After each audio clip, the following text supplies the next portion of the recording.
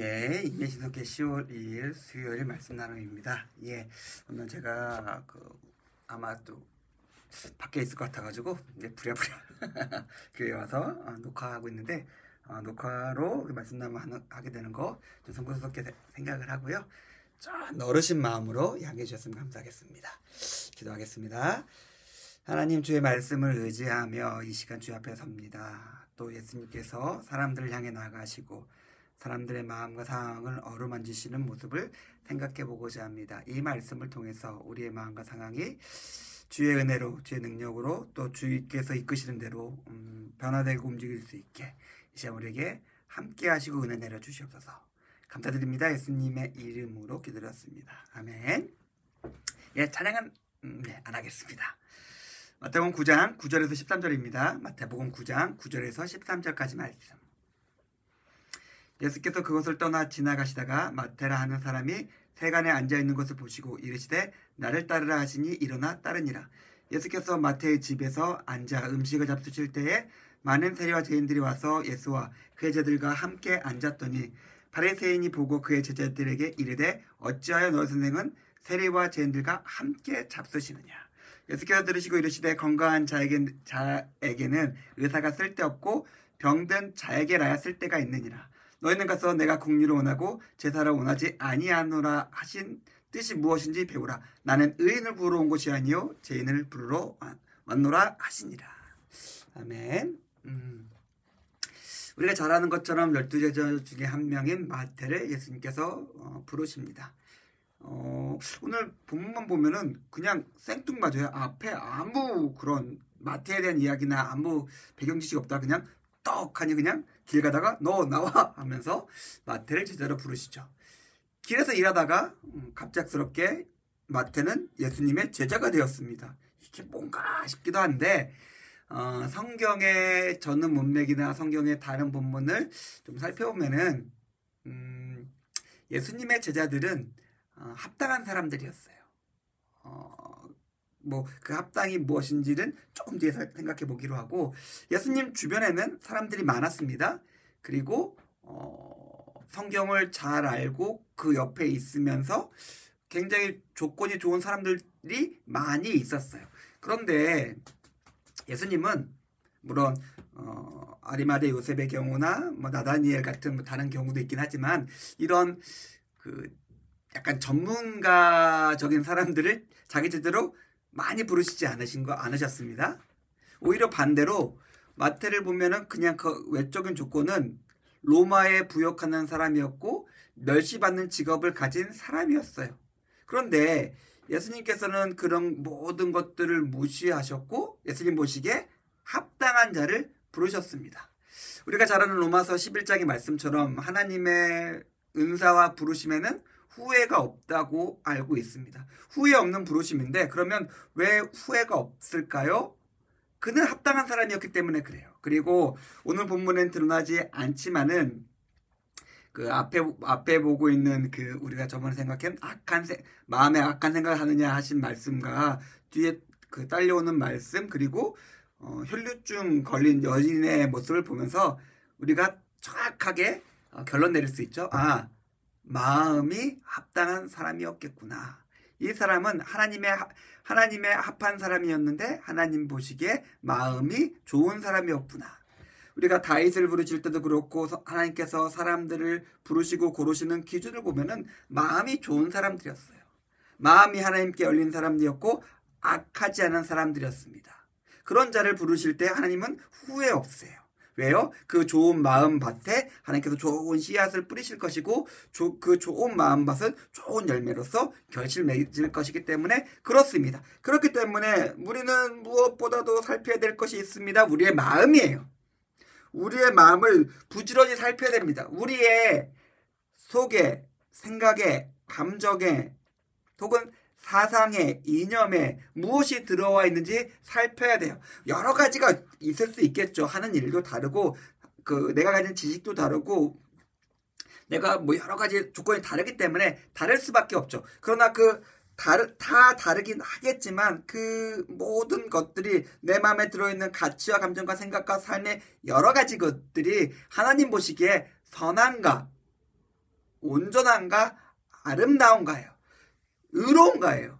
만약에 하나님 보시기에 선하고 의롭고 아름다운 것이 아니라면은 바로 뒤에 나오는 사람들 같은 모습이 될 것이기 때문에 그렇습니다. 자, 예수님께서는 마태를 부르시기만 한 것이 아니라 10절에 보니까 그의 집에 들어가세요. 들어가셔가지고 신방 오신 것처럼 잘 지내고 어떻게 하고 그냥 떠나가신 것이 아니라 더 사람들을 오게 하십니다. 뭐 마태가 초청한 걸 수도 있겠지만은 사람들이 더 많이 몰려드는데 예수님께서는 그 자리에 함께 계셨어요. 그리고 아마도 예수님께서는 그 잔치가 배설된 것 같고 그 잔치의 중심에 함께 계셨던 것 같습니다. 그저 멀리서 겉에서 부르시고 필요한 일을 시키고 일 잘했어 일 잘했으면 칭찬한 다음에 옛다 선물이다 하면서 구원을 주시는 모습이 아니죠. 예수님은 자기가 부른 사람들의 마음의 중심에 들어가시고 그가 있는 집과 가정의 중심에 들어가시고 그가 하고 있는 일과 삶의 중심에 들어가시고 영혼의 가운데 들어가셔서 함께 하십니다. 예수님은 우리가 예수님 앞에 나아가서 예수님께 마음을 연다면 예수님은 우리의 삶, 우리의 마음 한가운데, 우리 관계 한가운데로 돌진해 들어오세요. 그냥 재시는 거 없어요. 그냥 다 들어오셔가지고 제가 이 비유가 적절한지 모르겠지만 난폭한 재건축자처럼 다 때려 부수십니다. 기존에 쌓여있던 우리가 가졌던 악하고 고집스럽고 이기적했던 모든 것들을 다 때려 부수신 다음에 재건축을 하세요. 그냥 피상적인 겉모습 바꾸기는 예수님의 관심이 아니었습니다.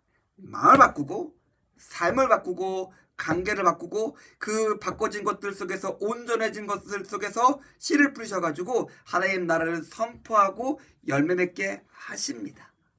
근데 여기서 우리가 한 가지만 조금 생각해 본다면 그 가운데 우리는 저항을 하죠. 아우 싫어요. 이건 안 돼요. 이건 못 바꿔요. 이거는 가질 거예요. 계속 할 거예요. 라고 하는 부분들이 반드시 있습니다. 그러나 예수님은 개의치 않으세요. 그것들을 놓고 부서져야지 우리가 예수님의 온전한 제자가 될 수 있습니다. 두 마음을 가지고 한 손에 쟁기를 쥐고서 예수님을 따른다? 쟁기를 들고 있으면 밭을 갈아야지 어떻게 예수님을 따른다고 할 수 있겠습니까? 똑같은 거예요. 우리 마음속에 다른 탐욕과 이기심과 욕망과 교만과 돈을 사랑하는 마음이 있다면 그것은 예수님 보시기에 예수님은 부으셔야 할 대상으로 생각하시고 그것들이 부셔져야지 우리가 예수 그리스도의 제자가 될 수 있습니다. 자, 그런데 이 비교가 되는 사람들이 바로 등장합니다. 그 예수님께서 아마 비교하기 위해서 일부러 갖다 놓으신 것 같아요. 바리새인이죠. 바리새인과 세리의 비교. 그 신약 성경에 계속 누누이 등장합니다. 뒤에 가면은 이제 사도행전 이후 가면은 제사장과 같은 그 유대 교권주의자들과 그 다음에 사도들의 대립과 같은 그런 대립이 있어요. 오늘 본문에 그 차이와 갈등이 또 등장합니다. 본문에서 우리가 앞에 살펴본 것처럼 마태는 마음이 좋은 사람이었어요. 그러면 바리새인들은 어떤 사람들이었을까요? 반대의 사람들이겠죠. 마음이 안 좋은 사람들이었어요. 우리가 1절에서 8절까지 앞에서 읽었던 것처럼 그들은 악한 생각을 가지고 있었습니다. 그리고 뒤에 보면은 바리새인과 요한 제자들이 함께 묶여가지고 예수님의 제자를 비난하기도 합니다. 여러 군데에서 계속해서 예수님의 하신 일에 대해서 계속 딴지를 걸고 있어요. 마음이 악한 사람들이죠. 그들이 따지고 그들이 중요하게 생기는 것들이 있었습니다. 뭐였을까요? 외적인 조건들, 외적인 지위와 그와 함께하는 사람들, 그들이 먹는 것, 그들이 손 닦고 발 닦는 것, 그들이 11조를 칼같이 나눠서 드리는 것, 눈에 보이는 것들에만 집중하고 있고 그것들을 중요하게 여기고 있었어요. 하나님은 지독하게 마음의 중심을 보셨던 반면에 바리새인들은 악독하게 겉모습만 계속해서 따지고 보고 있었습니다. 우리가 그렇다면 두 가지의 명확한 대비되는 모델이 제시되고 있어요. 우리는 무엇을 볼 것인가? 우리는 마음의 중심을 보는 사람으로서 마음의 중심을 바꿔서 예수 그리스도와 동행하는 사람들일까? 아니면 좋아 보이고 아름다워 보이고 깨끗해 보이는 것들로서 우리의 겉모습을 갖추고 그런 겉모습을 유지하기 위해서 노력하는 사람들인가? 예수님의 판단과 그리고 그들이 앞으로 살아갈 이후의 삶의 모습은 너무 명확하게 그려지고 있습니다. 예수님께서 말씀하십니다. 건강한 자에게는 의사가 필요 없다. 건강한 자들을 계속 건강하게 만드는 것 또한 의사의 일일 수는 있겠죠. 하지만 그것 때문에 의사가 존재한다고 할 수는 없습니다. 의사는 근본적으로 병든 자를, 아픈 자를 다시 건강하게 만드는 사람이 의사입니다.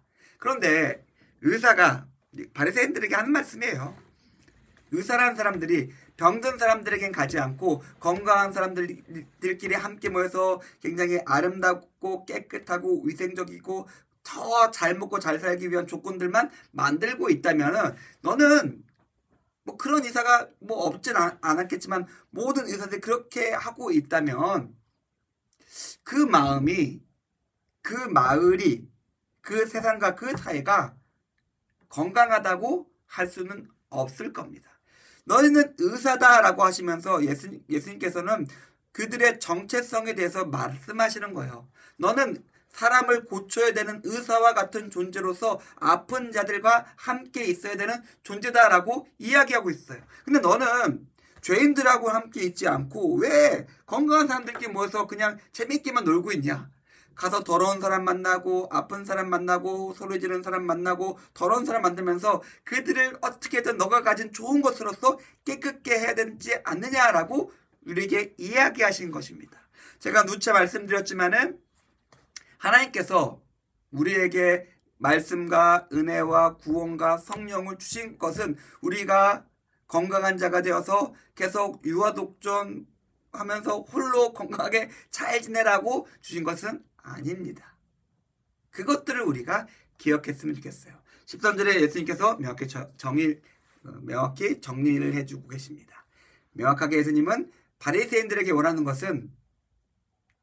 바리새인들에게 하나님께서 원하시는 것은 국률, 그리고 그 국률의 대상이 되는 죄인들이다 라고 두 가지를 말씀하십니다. 너희들이 가져야 될 마음과 그 마음으로서 함께 나가야 될 대상으로서의 사람들인 죄인들에 대해서 알려주고 계시는 것입니다. 사랑하는 성도님들, 하나님은 우리의 마음의 중심을 보십니다. 그리고 그 마음의 중심으로 하나님을 찾는 자들에게 찾아오셔서 그 마음과 삶과 관계 가운데 함께 오셔서 그것들을 온전하게 만드시고 그 온전해진 마음과 삶과 몸 가운데 하나님께서 은사와 긍휼과 성령을 가득가득 퍼부어 주십니다. 그래서 좋은 땅이 되는 거죠. 예를 들면 뭐 비도 잘 내리고 햇빛도 잘 비치고 비료까지 잘 주고 가지치기하고 잡초 다 뽑아서 좋은 땅을 만들어 주시는 거예요. 그리고 그것을 가지고 나 혼자 농사 짓고 잘 먹고 잘 살라가 아니라 좋은 열매를 맺혀서 그 열매와 가실들을 다른 사람들과 나눠서 다른 사람들도 하나님의 긍휼을 맛볼 수 있게 해줘라 라고 이야기하고 있습니다. 제가 누차 강조드립니다. 너무 많이 말씀드렸겠지만은 우리가 결국에 하나님의 백성인지 아닌지 오늘 성경에서의 성경 본문만 가지고 생각한다면 결국 우리가 긍휼한 마음을 가지고 있는가? 우리 옆에 그 긍휼한 마음으로 삶과 영혼을 채워줄 죄인, 아픈 사람, 가난한 사람, 병자, 갇힌 자가 옆에 있느냐라는 것이에요. 그것으로서 우리는 계속해서 우리의 마음을 채찍질해야 됩니다. 우리의 삶을 계속해서 담금질해야 돼요. 더 온전해져라. 더 깨끗해져라. 더 하나님의 긍휼로서 내 마음을 채워야 한다. 그 긍휼이 내 삶 속에서 넘쳐나게 해야 된다. 계속해서 우리는 노력해야 됩니다. 사랑하는 우리가 이제 기도하면서 하나님께 나갈 수 있었으면 좋겠는데 하나님, 저의 마음이 있습니다. 제 마음이 혹시 지금 다시 가시덩굴이 나고 가시나무가 나오고 잡초가 나오고 가라지가 나오고 있지는 않은지 돌아보기 원합니다. 우리의 마음속에 하나님께서 원하시지 않는 그런 것들이 있다면 다 뽑아내고 예수 그리스도의 마음으로서 국률함으로써 우리 삶에 다시 설 수 있게 내 삶 가운데 함께해 주시옵소서. 우리 그렇게 기도하며 함께 나가도록 하겠습니다. 기도하겠습니다. 제가 기도하고 오늘 말씀 모임 마치도록 하겠습니다. 하나님 감사합니다. 오늘 말씀을 통해서 하나님이 원하시는 국률의 삶에 대해 생각해 보았습니다. 우리의 삶 가운데 하나님의 국률과 구원과 은혜를 주신 하나님, 우리가 그것을 가지고 우리의 마음을 온전케 하여 다른 자들로 하나님의 국률과 은혜를 맛보게 하는 자들로 사람으로서 설 수 있게 우리 삶 가운데 함께해 주시옵소서. 감사드립니다. 예수님의 이름으로 기도드렸습니다. 아멘. 감사합니다.